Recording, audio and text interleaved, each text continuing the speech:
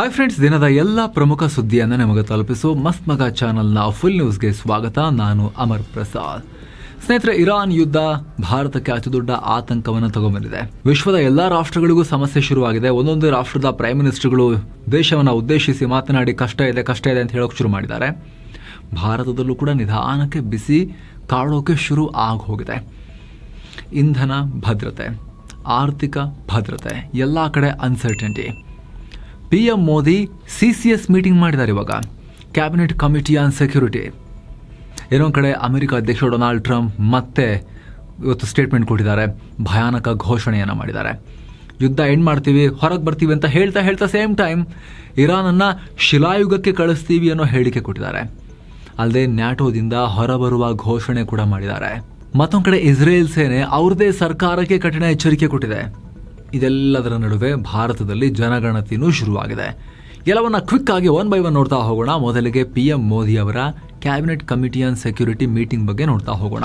Iran ಯುದ್ಧಕ್ಕೆ ಸಂಬಂಧಪಟ್ಟಂತೆ ದಿಲ್ಲಿಯಲ್ಲಿ PM ನರೇಂದ್ರ ಮೋದಿ ಮೀಟಿಂಗ್ ಮಾಡಿದ್ದಾರೆ. Cabinet committee on security CCS meeting. ಯುದ್ಧ ಆದ್ಮೇಲೆ ಇದು 3ನೇ ಮೀಟಿಂಗ್. ಗೃಹ ಮಂತ್ರಿ Amit Shah, foreign minister S Jaishankar, defence minister Rajnath Singh ಹಾಗೂ ಹಣಕಾಸು ಮಂತ್ರಿ ನಿರ್ಮಲಾ ಸೀತಾರಾಮನ್ ಇದರಲ್ಲಿ ಪಾಲ್ಗೊಂಡಿದ್ರು.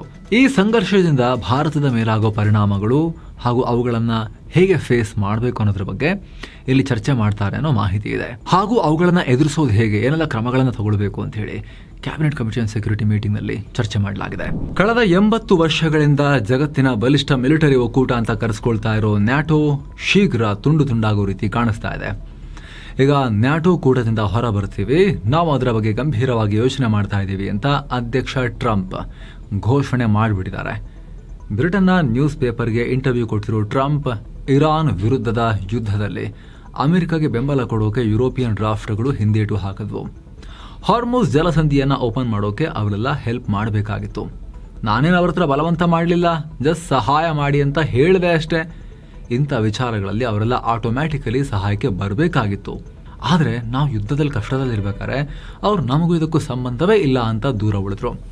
ಸೊ ನ್ಯಾಟೋದಿಂದ ಅಮೆರಿಕವನ್ನ ವಿಡ್ರಾ ಮಾಡೋಕೆ ನೋಡ್ತಾ ಇದ್ದೀನಿ. ಇದನ್ನು ಸೀರಿಯಸ್ ಆಗಿ ಥಿಂಕ್ ಮಾಡ್ತಾ ಇದ್ದೀನಿ. ಇದು ಬರೀ ಆಲೋಚನೆಯಾಗಿ ಉಳಿದಿಲ್ಲ, ಮರುಪರಿಶೀಲನೆಗೂ ಮೀರಿದ ಹಂತವನ್ನು ತಲುಪಿಯಾಗಿದೆ. ಸೊ ಟೈಮ್ ಬಂದಿದೆ ಅನ್ನೋ ಥರದಲ್ಲಿ ಟ್ರಂಪ್ ಮಾತನಾಡಿದ್ದಾರೆ. ಸೇಮ್ ಟೈಮ್ ನ್ಯಾಟೋದ ಪವರ್ ಬಗ್ಗೆ, ತಾಕತ್ತಿನ ಬಗ್ಗೆ ವ್ಯಂಗ್ಯ ಮಾಡಿದ್ದಾರೆ. ಅದು ಪೇಪರ್ ಟೈಗರ್ ಅಂತ ನನಗೆ ಯಾವಾಗಲೂ ಗೊತ್ತಿತ್ತು. ಅದರ ಶಕ್ತಿ ಬಗ್ಗೆ ನನಗೇನು ಅಭಿಮಾನ ಇರಲಿಲ್ಲ, ನಾನು ಪ್ರೌಡ್ ಆಗಿರಲಿಲ್ಲ ಅದರ ತಾಕತ್ತಿನ ಬಗ್ಗೆ. ಪುಟಿನ್ ಕೂಡ ಹಾಗೇನೆ ಅನ್ಕೊಂಡಿದ್ದಾರೆ ಅಂತ ಪುಟಿನ್ನನ್ನು ಕೂಡ ತಗೊಂಬಂದಿದ್ದಾರೆ. ಈ ವಿಚಾರದಲ್ಲಿ ನಾನು ಮತ್ತು ಪುಟಿನ್ ಒಂದೇ ಥರ ಅನ್ನೋ ಥರ ಹೇಳಿಕೆಯನ್ನು ಕೊಟ್ಟಿದ್ದಾರೆ ಡೊನಾಲ್ಡ್ ಟ್ರಂಪ್. ಇನ್ನೊಂದು ಕಡೆ ಟ್ರಂಪ್ ಇರಾನ್ಗೆ ಮತ್ತೆ ಎಚ್ಚರಿಕೆ ಕೊಟ್ಟಿದ್ದಾರೆ. ಇರಾನ್ನ ಹೊಸ ರಿಜಿಮ್ನ ಪ್ರೆಸಿಡೆಂಟ್ ಕದನ ವಿರಾಮಕ್ಕೆ ಕೇಳ್ಕೊಳ್ತಿದ್ದಾರೆ ಅಂತ ಹೇಳಿದ್ದಾರೆ. ಹೊಸ ಆಡಳಿತದ ಅಧ್ಯಕ್ಷ ಅಂತೆ. ಅಲ್ಲಿ ಪೆಜೆಶ್ಕಿಯನ್, ಆಯತುಲ್ಲಾ ಖಾಮಿನಿ ಸಾಯಕ್ಕಿಂತ ಮುಂಚೆ ಅವರೇ ಅಧ್ಯಕ್ಷರಾಗಿದ್ರು, ಈಗಲೂ ಅವರೇ ಅಧ್ಯಕ್ಷರಾಗಿದ್ದಾರೆ. ಅವ್ರ ಮಗ ಮಜ್ತಬಾ ಬಂದು ಸುಪ್ರೀಂ ಲೀಡರ್ ಆಗಿದ್ದಾರೆ. ರೆಜಿಮ್ ಚೇಂಜೇ ಆಗಿಲ್ಲ. ಆದರೆ ಟ್ರಂಪ್ ಹೊಸ ರಿಜಿಮ್ನ ಅಧ್ಯಕ್ಷ ಅಂತ ಹೇಳಿದ್ದಾರೆ. ಯಾರು ಅಂತ ಹೆಸರು ಹೇಳಿಲ್ಲ. ಅವ್ರು ಕೇಳ್ಕೊಂಡ್ರು ಕದನ ವಿರಾಮಕ್ಕೆ, ಆದರೆ ನಾವು ಅದನ್ನು ಕನ್ಸಿಡರ್ ಮಾಡಿಲ್ಲ ಅನ್ನೋ ಹೇಳಿಕೆ ಕೊಟ್ಟಿದ್ದಾರೆ. ಇರಾನ್ ಹಾರ್ಮುಜ್ ಜಲಸಂಧಿಯನ್ನು ಪೂರ್ತಿಯಾಗಿ ಓಪನ್ ಮಾಡಿದ್ರೆ ಮಾತ್ರ ಅವರ ಮನವಿಯನ್ನು ಕನ್ಸಿಡರ್ ಮಾಡ್ತೀವಿ, ಇಲ್ಲ ಅಂದರೆ ಇಲ್ಲ ಅಂತ ಹೇಳಿದ್ದಾರೆ. ಹಾಗೆ ಇರಾನ್ ಅಧ್ಯಕ್ಷ ಲೆಸ್ ರ್ಯಾಡಿಕಲೈಸ್ಡ್ ಇದ್ದಾರೆ. ಅಧ್ಯಕ್ಷರು ಸ್ವಲ್ಪ ಪರವಾಗಿಲ್ಲ, ಅವರು ಅಷ್ಟೊಂದು ಮೂಲಭೂತವಾದಿಯಲ್ಲ, ಹಿಂದಿನವರಿಗಿಂತ ಸ್ವಲ್ಪ ಇಂಟೆಲಿಜೆಂಟ್ ಇದ್ದಾರೆ. ನಮ್ಮ ಕಂಡೀಷನ್ಗಳನ್ನು ಒಪ್ಕೊಳ್ಳೋ ತನಕ ಇರಾನ್ನಲ್ಲಿ ನಮ್ಮ ದಾಳಿಗಳು ಕಂಟಿನ್ಯೂ ಅಂತೂ ಆಗ್ತಾ ಇರುತ್ತೆ. ಹಾರ್ಮುಜ್ ಓಪನ್ ಆಗೋ ತನಕ ನಮ್ಮ ಮಿಲಿಟರಿ ಆಪರೇಷನ್ಗಳು ಮುಂದುವರಿತಾವೆ ಕೂಡ. ಅಲ್ಲಿವರೆಗೂ ಇರಾನನ್ನು ಬ್ಲಾಸ್ಟ್ ಮಾಡ್ತಾನೆ ಇರ್ತೀವಿ, ಇರಾನನ್ನು ಶಿಲಾಯುಗಕ್ಕೆ ಕಳಿಸ್ತೀವಿ ಅಂತ ಹೇಳಿದ್ದಾರೆ. Same time we are going to be out of Iran very quickly.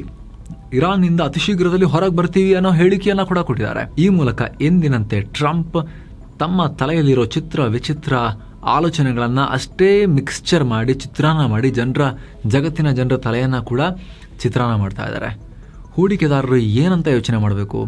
ಈ ಟ್ರಂಪ್ ಇಳಿಯೋ ತನಕ ನಾವು ಮಾರ್ಕೆಟಿಗೆ ಬರಲ್ಲ ಅಂಥೇಳಿ ಬ್ಯಾಗಲ್ಲಿ ಎಲ್ಲ ಬ್ಯಾಗ್ ಪ್ಯಾಕ್ ಮಾಡ್ಕೊಂಡು ಹೋಗ್ಬೇಕಷ್ಟೇ. ಇವ್ರ ಥರ ಮಾಡ್ತಾ ಇದ್ದಾರೆ. ದಿನಕ್ಕೊಂದೊಂದ್ಸಲಿ ವಿಚಿತ್ರ ಹೇಳಿಕೆಗಳನ್ನು ಕೊಟ್ಟು ಆಟ ಆಡ್ತಾ ಇದ್ದಾರೆ. ಕೆಲವೊಂದ್ಸಲ ಅನ್ಸುತ್ತೆ, ಹಿಂದೆ ಕೂಡ ನಾವು ಹೇಳಿದ್ವಿ, ಟ್ರಂಪ್ ಈ ರೀತಿ ಸ್ಟೇಟ್ಮೆಂಟ್ ಕೊಟ್ಟು ರಾತ್ರಿ ಯುದ್ಧ ಮಾಡಿದಂಥ ಟೈಮ್ನಲ್ಲಿ ಇವರೇ ಸ್ಟಾಕ್ ಮಾರ್ಕೆಟ್ನ ಮ್ಯಾನಿಪುಲೇಟ್ ಮಾಡೋಕ್ಕೆ ಒಳ್ಳೆ ಟ್ರೇಡ್ ಹಾಕಿ ಯುದ್ಧ ಮಾಡ್ದಂಗೆ ಮಾಡ್ತಿದ್ದಾರಲ್ವಾ ಅಂಥೇಳಿ. ಅದಾದಮೇಲೆ ನೋಡಿದ್ರೆ ಜಗತ್ತಿನಾದ್ಯಂತ ಸುಮಾರು ಜನ ಅದೇ ರೀತಿ ಕಾಮೆಂಟ್ರಿನ ಕೊಟ್ಟಿದ್ರು. ಇವಾಗಲೂ ನೋಡಬೇಕು, ಈ ಥರ ಎಲ್ಲ ಹೇಳಿದ್ದಾರೆ. ಇನ್ನು 2-3 ದಿನದಲ್ಲಿ ನೈಟ್ ಹೊತ್ತು ಏನು ಮಾಡ್ತಾರೆ ಅಂಥೇಳಿ ಇರಾನಲ್ಲಿ. ಜೊತೆಗೆ ಇಲ್ಲಿ ಬಳಸಿರೋ ಪದ ನೋಡಿ, ಇರಾನನ್ನು ಶಿಲಾಯುಗಕ್ಕೆ ಕಳಿಸ್ತೀವಿ ಅಂತ ಹೇಳಿದ್ದಾರೆ. ಇದು ನಿಮಗೆ ನೆನಪಾಗ್ತಿದೆಯಾ? ಈ ಹಿಂದೆ ಪಾಕಿಸ್ತಾನದ ಸರ್ವಾಧಿಕಾರಿ ಪರ್ವೇಜ್ ಮುಷರಫ್ಗೂ ಕೂಡ ಅಂದಿನ ಅಮೆರಿಕ ಅಧ್ಯಕ್ಷ ಜಾರ್ಜ್ ಡಬ್ಲ್ಯೂ ಬುಷ್ ಹಿಂಗೆ ವಾರ್ನಿಂಗ್ ಕೊಟ್ಟಿದ್ರು. ಅಫ್ಘಾನಿಸ್ತಾನ ವಿರುದ್ಧ ಯುದ್ಧದಲ್ಲಿ ಪಾಕಿಸ್ತಾನ ಅಮೆರಿಕಗೆ ಸಹಾಯ ಮಾಡದೇ ಇದ್ರೆ ನಿಮ್ಮನ್ನ ಶಿಲಾಯುಗಕ್ಕೆ ವಾಪಸ್ ಕಳಿಸ್ತೀವಿ ಅಂತ ಹೇಳಿ ಬೆದರಿಕೆ ಒಡ್ಡಿದ್ರು. ಅವತ್ತು ಅದನ್ನ ಎಲ್ಲರೂ ಕೂಡ ಅಣು ದಾಳಿ ಅಂತಲೇ ವಿಶ್ಲೇಷಣೆ ಮಾಡಿದ್ರು. ಈಗ ಅದೇ ಭಾಷೆಯನ್ನ ಅವರದೇ ಪಕ್ಷದ ನಾಯಕ ಟ್ರಂಪ್ ಇರಾನಿಗೆ ಬಳಸಿದ್ದಾರೆ. ಮತ್ತೊಂದು ಕಡೆ ಇರಾನ್ ಪಾರ್ಲಿಮೆಂಟ್ನ ನ್ಯಾಷನಲ್ ಸೆಕ್ಯೂರಿಟಿ ಕಮಿಷನ್ ಮುಖ್ಯಸ್ಥ ಇಬ್ರಾಹಿಂ ಅಜೀಜಿ ಮಾತನಾಡಿದ್ದಾರೆ. ಹಾರ್ಮುಜ್ ಜಲಸಂಧಿ ಖಂಡಿತ ಓಪನ್ ಆಗುತ್ತೆ, ಆದರೆ ಟ್ರಂಪ್ಗೆ ಅಥವಾ ಅಮೆರಿಕಗೆ ಅಲ್ಲ ಅಂತ ಹೇಳಿದ್ದಾರೆ. ಇನ್ನು ಮುಂದೆ ಇರಾನ್ ಹಾಕೋ ಹೊಸ ನಿಯಮಗಳನ್ನು ಯಾರು ಒಪ್ಕೊಳ್ತಾರೋ ಅವರಿಗೆ ಮಾತ್ರ ಈ ರೂಟ್ನಲ್ಲಿ ಹಡಗುಗಳನ್ನು ತಗೊಂಡು ಹೋಗೋಕೆ ಪರ್ಮಿಷನ್ ಕೊಡ್ತೀವಿ ಅಂತ ಹೇಳಿದ್ದಾರೆ.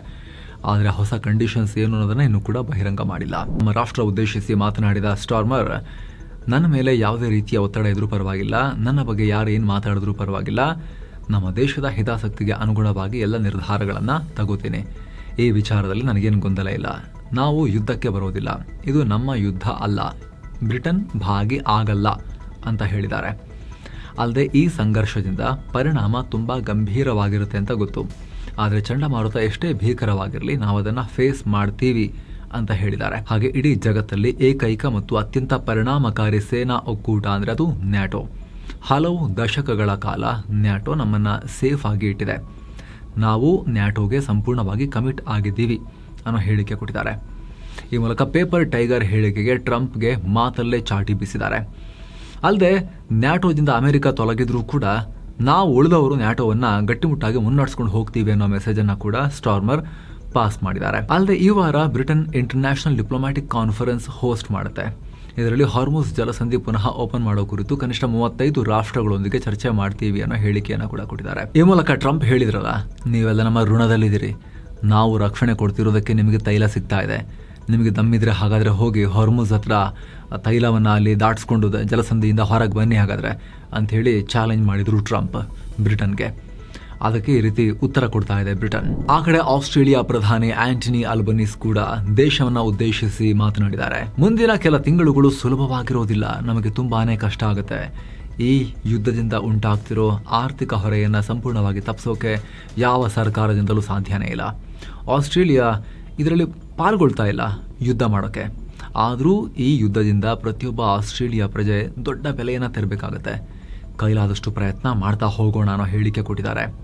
ಆ ಮೂಲಕ ಈ British prime minister, Australia prime minister ಮಾತಾಡ್ತಿರೋದು ನೋಡ್ತಾ ಇದ್ರೆ, ನಮ್ಮ ದೇಶದಲ್ಲೂ ಕೂಡ ಗ್ಯಾಸ್ ಸಿಲಿಂಡರ್ಗೆ ಆಟೋಗಳು, ವಾಹನಗಳು ಕಿಲೋಮೀಟರ್ ಗಟ್ಟಲೆ ಲೈನ್ ನಿಲ್ತಾ ಇರೋದು ನೋಡ್ತಾ ಇದ್ರೆ, ಖಾಸಗಿ ಪಂಪ್ಗಳಲ್ಲಿ ಪೆಟ್ರೋಲ್ ಬೆಲೆ ಆಲ್ರೆಡಿ 10-20% ಜಂಪ್ ಆಗಿ ಮುಂದಕ್ಕೆ ಹೋಗ್ತಿರೋದು ನೋಡ್ತಾ ಇದ್ರೆ, ಇದು ಅಂದುಕೊಂಡಷ್ಟು ಸುಲಭ ಇಲ್ಲ. ಸರ್ಕಾರ ಜನರಿಗೆ ಆಶ್ವಾಸನೆ ಕೊಟ್ಟು ಸಮಾಧಾನ ಹೇಳೋ ಪ್ರಯತ್ನ ಪಡ್ತಾ ಇದೆ, ಆದರೆ ಒಳಗೊಳಗೇನೆ ಗಂಭೀರ ದಿನಗಳನ್ನು ಫೇಸ್ ಮಾಡೋಕ್ಕೆ ನಾವು ರೆಡಿ ಆಗಬೇಕಾಗ್ತಾ ಇದೆಯಾ ಅನ್ನೋ ಆತಂಕ ಕಾಡ್ತಾ ಇದೆ.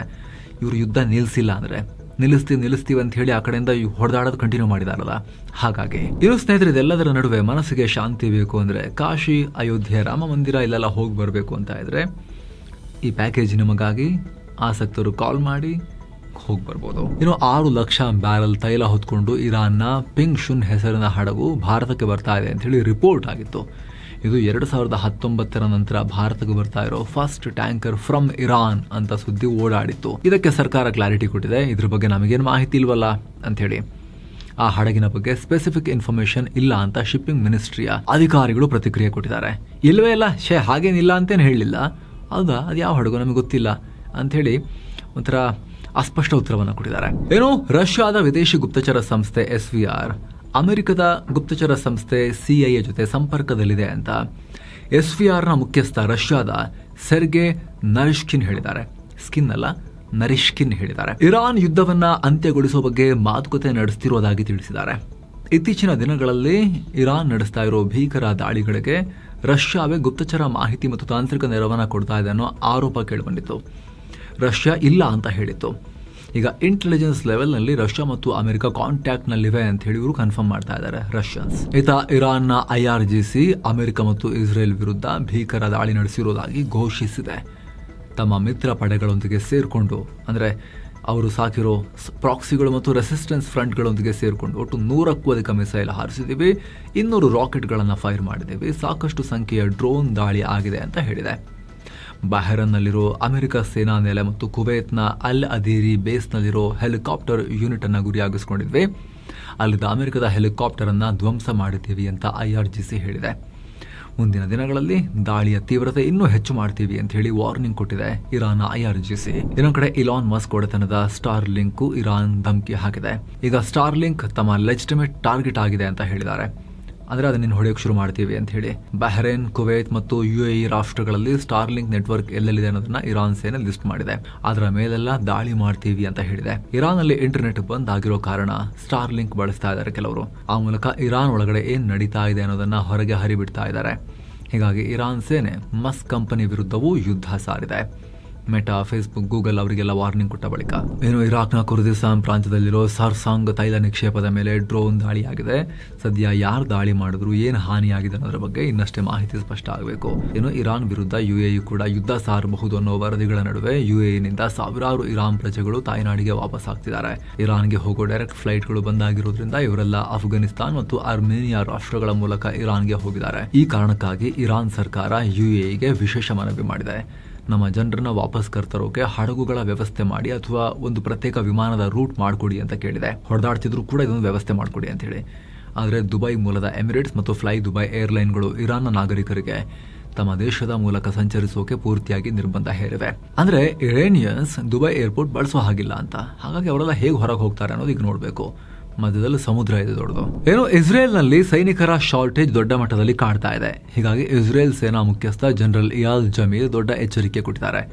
ಸೈನಿಕರ ಕೊರತೆಯ ಪ್ರಾಬ್ಲಮ್ ಅನ್ನ ಸಾಲ್ವ್ ಮಾಡೋಕೆ ಸರ್ಕಾರ ತಕ್ಷಣಕ್ಕೆ ಹೊಸ ಕಾನೂನು ತರಲಿಲ್ಲ ಅಂದ್ರೆ ಸೇನೆಗೆ ದೊಡ್ಡ ಡ್ಯಾಮೇಜ್ ಆಗುತ್ತೆ ಅಂತ ಹೇಳಿದ್ದಾರೆ. ಅಲ್ಲದೆ ನಿಮ್ಮ ಜವಾಬ್ದಾರಿ ಅರ್ಥ ಮಾಡ್ಕೊಳ್ಳಿ ಅಂತ ಇಸ್ರೇಲ್ ರಾಜಕಾರಣಿಗಳಿಗೆ ಕ್ಲಾಸ್ ತಗೊಂಡಿದ್ದಾರೆ. ಮುಂದಿನ ಜನವರಿಯಿಂದ ಕಡ್ಡಾಯ ಮಿಲಿಟರಿ ಸೇವೆಯನ್ನ 30 ತಿಂಗಳಿಗೆ ಕಡಿತ ಮಾಡಲಾಗ್ತಿದೆ.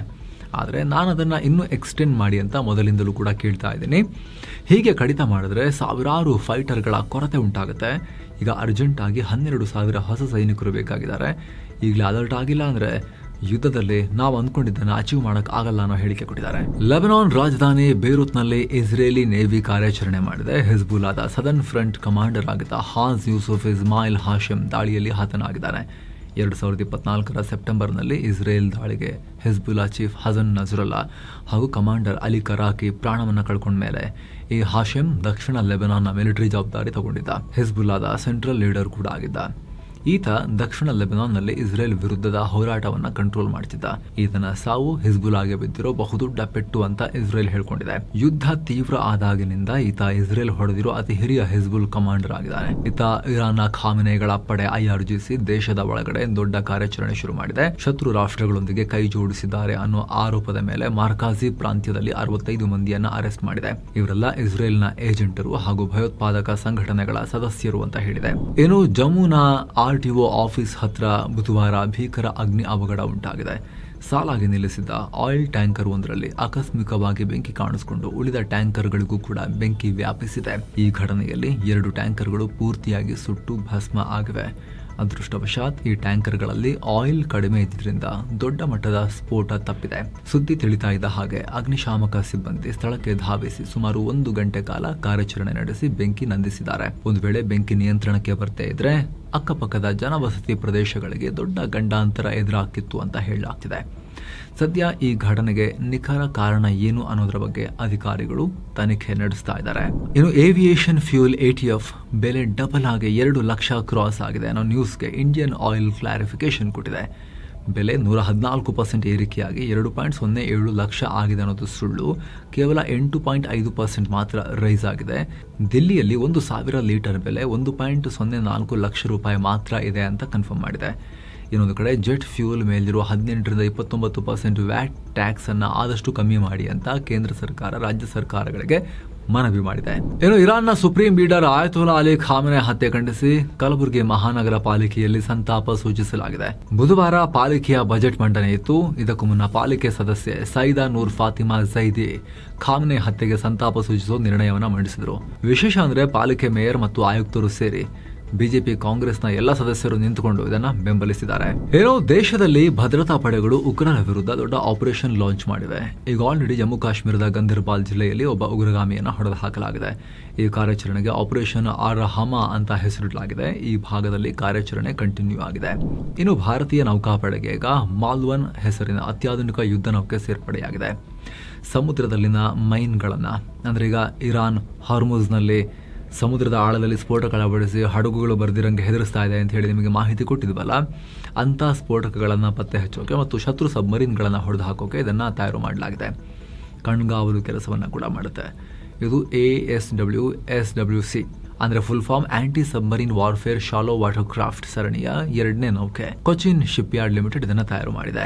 ಛತ್ರಪತಿ ಶಿವಾಜಿ ಮಹಾರಾಜರ ನೌಕಾಪಡೆಯ ಇತಿಹಾಸವಿರೋ ಮಹಾರಾಷ್ಟ್ರದ ಕರಾವಳಿ ಪಟ್ಟಣ ಮಾಲ್ವನ್ ಹೆಸರನ್ನ ಇಟ್ಟಿದ್ದಾರೆ. ಇದರಲ್ಲಿ ಅತ್ಯಾಧುನಿಕ ಟಾರ್ಪಿಡೋಗಳು, ರಾಕೆಟ್ ಲಾಂಚರ್ಗಳು ಮತ್ತು ಸುಧಾರಿತ ಸೋನಾ ಸಿಸ್ಟಮ್ಗಳಿವೆ. ಇದರಲ್ಲಿನ 80% ಹೆಚ್ಚಿನ ಭಾಗಗಳು ಸ್ವದೇಶಿ ನಿರ್ಮಿತ ಅಂತ ಕೂಡ ಮಾಹಿತಿ ಕೊಟ್ಟಿದ್ದಾರೆ. ಇನ್ನು ಇಡೀ ಜಗತ್ತು ಯುದ್ಧ, ಗ್ಯಾಸ್, ತೈಲ ಬೆಲೆ ಅಂತ ಹೇಳಿ ಬಿಸಿ ಆಗಿರೋ ಹೊತ್ತಲ್ಲಿ ಚಂಡೀಗಢದಲ್ಲಿರೋ ಪಂಜಾಬ್ ಬಿಜೆಪಿ ಕಚೇರಿ ಹೊರಗಡೆ ಅನುಮಾನಾಸ್ಪದ ಸ್ಫೋಟ ಉಂಟಾಗಿದೆ.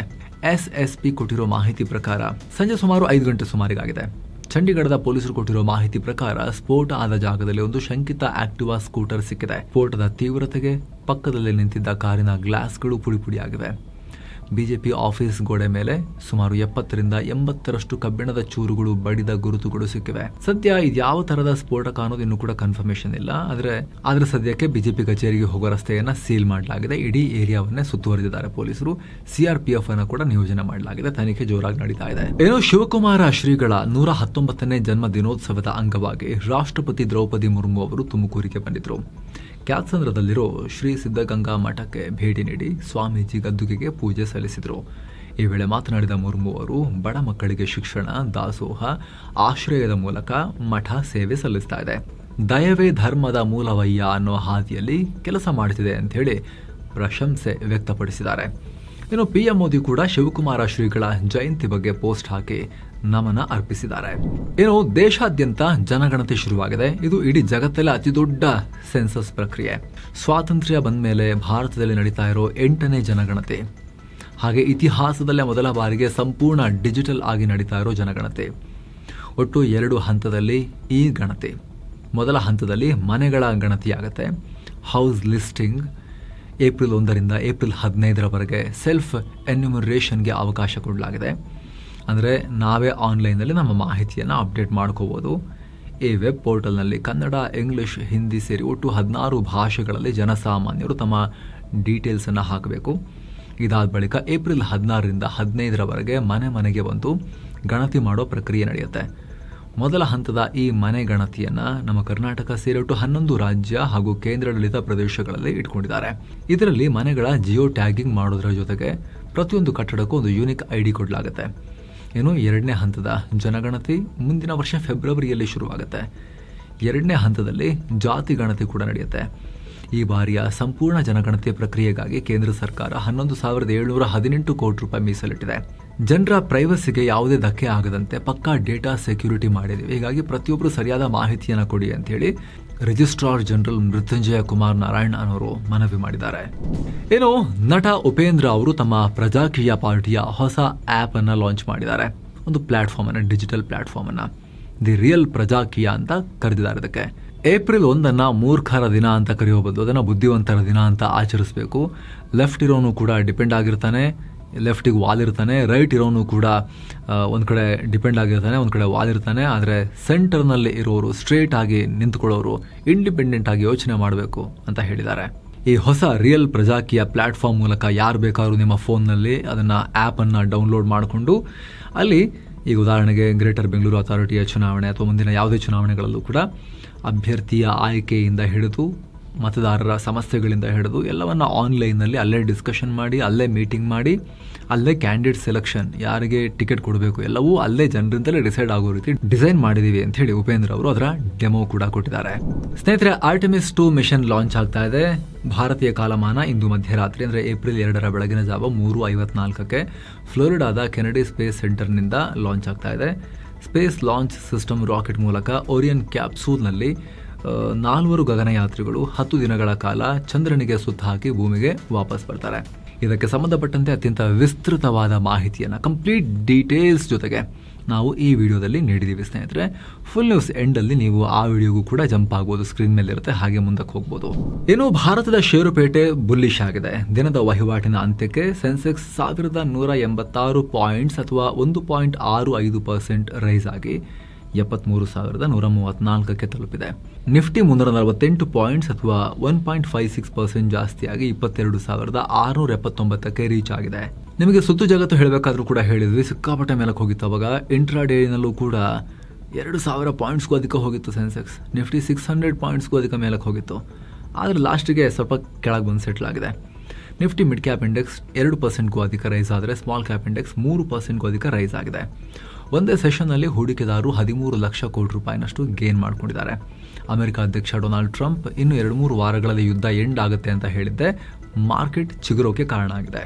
ಟ್ರಂಪ್ ಹಗಲು ಹಿಂಗೆ ಹೇಳಿ ರಾತ್ರಿ ಹೊತ್ತಲ್ಲಿ ದ್ವೀಪಕ್ಕೆ ಹೋಗಿ ಕಾರ್ಗ್ ಐಲ್ಯಾಂಡಿಗೆ ಹೊಡೆದ್ರೆ ಮತ್ತೆ ಮರುದಿನ ಮತ್ತೆ ಚಪ್ಪಲಿ ಕೈ ಹಿಡ್ಕೊಂಡು ಓಡಿದ್ರೆ ಆಯ್ತು.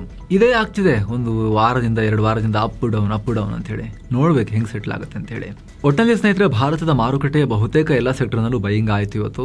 Mid cap small cap stocks ಜಾಸ್ತಿ ಚೆನ್ನಾಗಿ ಪರ್ಫಾರ್ಮ್ ಮಾಡೋದು. ನಿಮಗೆ ಪರ್ಸೆಂಟೇಜ್ ಅದನ್ನೇ ಹೇಳ್ತಾ ಇದೆ, ಆವಾಗಲೇ ಹೇಳಿದ್ವಿ.